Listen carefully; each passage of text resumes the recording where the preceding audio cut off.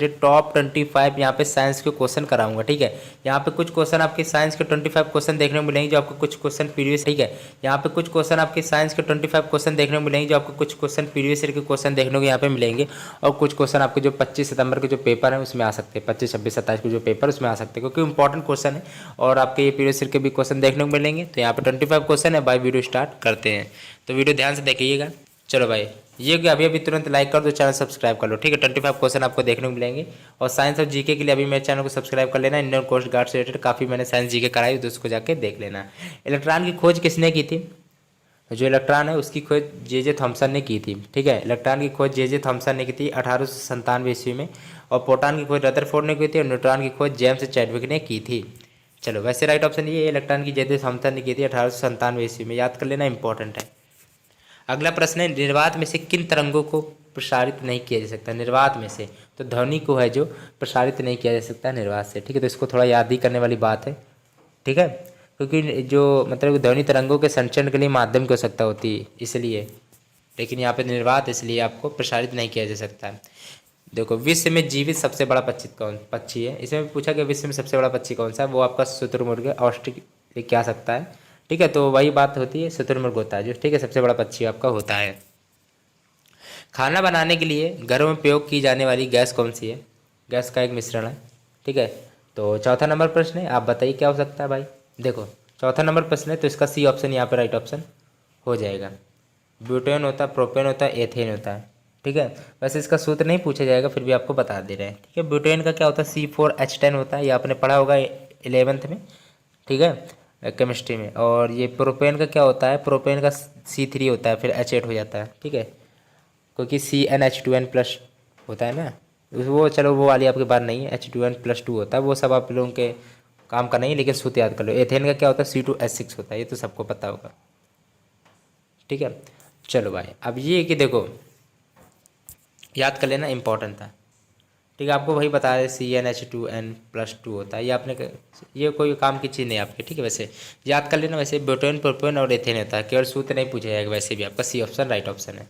चेचक के लिए टीके वैक्सीनेशन का आविष्कार किसने किया था? सीधी सीधी बात है, चेचक के टीके का जो आविष्कार है किसने किया था? 5वां नंबर प्रश्न है, राइट ऑप्शन सी पार्ट है यहाँ पे, एडवर्ड जेनर ने किया था चेचक के टीके का आविष्कार।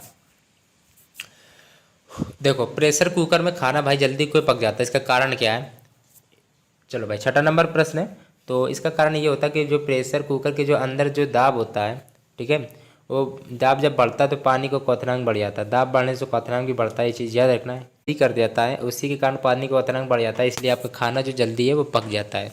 ठीक है, चलो भाई, 7वां नंबर प्रश्न है, लोलक घड़ियाँ गर्मियों में सुस्त हो जाती है। भाई ये जो क्वेश्चन मैं बता रहा हूँ, छठा और 7वां क्वेश्चन आप बहुत ज़्यादा ही मतलब पूछे आते हैं, आप लोगों को पता होगा ये क्वेश्चन। लोलक घड़ियों गर्मी में सुस्त हो जाती है, इसका कारण क्या है भाई?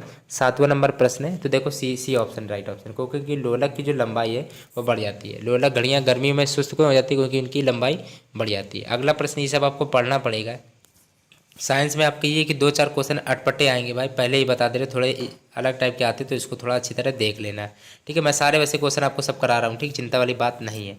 तो चैनल को सब्सक्राइब कर लेना, लाइक भी करके रख लेना। ठीक है, तो आगे ये कि पेपर में एक बार इसको पहले देख के जाना। ठीक है, ऊपर से देखने पर पानी का टैंक उथला क्यों दिखाई देता है? इसका रीजन क्या है? 8वां नंबर प्रश्न है, तो इसका जो अपवर्तन के कारण वो होता है। ठीक है, अगला प्रश्न है, 9वां नंबर प्रश्न है यहाँ पे। चलो भाई, अब ये भी कि रात्रि के समय जो तारे टिमटिमाते वो भी आपके अपवर्तन के कारण होते हैं। ठीक है, और ये भी होता है जल में जब छड़ कोई पड़ी होती है या लोहे की कोई भी चीज़, तो वो आपके तिरछी दिखाई देने का कारण भी यही अपवर्तन है। ठीक है, उसमें कोई दिक्कत वाली बात नहीं, आप लोग याद कर लेना। किस अवयव से सबसे अधिक संख्या में यौगिकों का निर्माण होता है? 9वां नंबर प्रश्न है, तो कार्बन का होता है। ठीक है, चलो भाई, मोटर कारों आदि में हाइड्रोलिक ब्रेकों का कार्यक्रम निम्नलिखित में से कौन से सिद्धांत पर नियम लागू होता है? हाइड्रोलिक ब्रेक, अब तो आप ये बता सकते हैं। 10वां नंबर प्रश्न, ये बता भी चुके, पास्कल नियम पर कार्य करते हैं हाइड्रोलिक ब्रेक। ठीक है, ये सीधा क्वेश्चन यही से पूछा जाता है। हाइड्रोलिक ब्रेक किस सिद्धांत पर कार्य करता है? तो पास्कल नियम पर कार्य करता है। अगला प्रश्न है, एक लकड़ी के टुकड़े को पानी के नीचे पकड़कर रखने पर उस पर कितना उत्प्लावन बल लगेगा? बताओ, ये क्वेश्चन है। 11वां नंबर का ये ऑप्शन, लकड़ी के भार के बराबर लगेगा। ठीक है, चलो भाई, अगला प्रश्न है, ये क्वेश्चन को आप लोग फिर से पढ़ लेना, ठीक है। ये ऑप्शन राइट है। अगला प्रश्न है, चलो भाई, अब 1 से लेके आपके लगभग वो 12 तक क्वेश्चन थे मान के चलिए, ठीक है। अब इसमें भी है 1 से लेके 12 तक, तो 25 मान के चलिए, 24 क्वेश्चन हो गए, 24 मान लीजिए, ठीक है, 24 हो गए क्वेश्चन। चलो भाई, अब ये कि रिएक्टर स्केल किस प्राकृतिक आपदा की तीव्रता मापने के लिए उपयोग किया जाता है। रिएक्टर स्केल तो आपने सुना होगा, सिंपल क्वेश्चन है भाई, तो भूकंप मापने में, ठीक है। चलो भाई, इसमें कुछ क्वेश्चन आपको जो पिछले साल पूछे गए, कुछ क्वेश्चन ऐसे जो इस बार पेपर में आ सकते हैं, ठीक है। एक बैटरी परिवर्तित करती है, दूसरा नंबर प्रश्न है, तो देखो बैटरी है तो रासायनिक ऊर्जा को विद्युत ऊर्जा में कन्वर्ट करती है, ये आपको याद करना पड़ेगा, ठीक है। चलो भाई, अगला प्रश्न दिया है, निकट दृष्टि दोष में कौन से लेंस का प्रयोग किया था। निकट में तो भाई देखो ये बिल्कुल सिंपल क्वेश्चन, इसमें टाइम वाइम नहीं बर्बाद करेंगे हम। अवतल लेंस का, अगर दूर दृष्टि होता तो उत्तल लेंस। सिटी स्कैन होता है जो, ठीक है, किस प्रयोग में लाई जाती है। चौथा नंबर प्रश्न है, राइट ऑप्शन इसका क्या होगा, बी ऑप्शन, वो एक्स किरणों के लिए, ठीक है। वो राइट ऑप्शन यहाँ पे चौथे का बी हो जाएगा, ठीक है। एंटीबायोटिक अधिकांशतः प्राप्त किए जाते हैं, 5वां नंबर प्रश्न है, तो इसका बी ऑप्शन यहाँ पे कवकों से प्राप्त किए जाते हैं। एंटीबायोटिक्स होते हैं जो आपके कवक से प्राप्त किए जाते हैं, इसको थोड़ा याद करना पड़ेगा, इसको पढ़ लेना, ठीक है। एक बार इस क्वेश्चन को फिर से बता दे रहे, सिटी स्कैन किस प्रयोग में लाई जाती है, एक्स किरणों के, एक्सरे, ठीक है, समझ गए होंगे। चलो भाई, पानी का अधिकतम घनत्व कितना होता है। 6वां नंबर प्रश्न है, तो सी ऑप्शन 4 डिग्री पानी का अधिकतम घनत्व कितना होता है, 4 डिग्री सेल्सियस पर होता है। अधिकतम पूछा गया घनत्व तो 4 डिग्री सेल्सियस पर होता है। इनमें से कौन सा विद्युत का सबसे अच्छा सुचालक है। 7वां नंबर प्रश्न है, तो विद्युत का सबसे अच्छा सुचालक आपका क्या है। 8वां नंबर प्रश्न है, तो डी ऑप्शन पिटवा लोहा। लोहे का जो शुद्धतम, लोहे को जब शुद्धतम रूप में कन्वर्ट किया जाता है तो पिटवा लोहा में कन्वर्ट किया जाता है, ठीक है। ठोस से सीधे वाष्प अवस्था में, यह आपने शायद 11th या हाई स्कूल में पढ़ा होगा, ठीक है। चलो भाई, फर्स्ट ईयर में भी पढ़ा होगा। सीधे वाष्प अवस्था में पदार्थ के रूपांतरण को क्या कहा जाता है। 9वां नंबर का राइट ऑप्शन से डी ऊर्ध्वपातन, ठीक है। सीधा आपने रट्टा मारा होगा, मुझे पता है, ठीक है।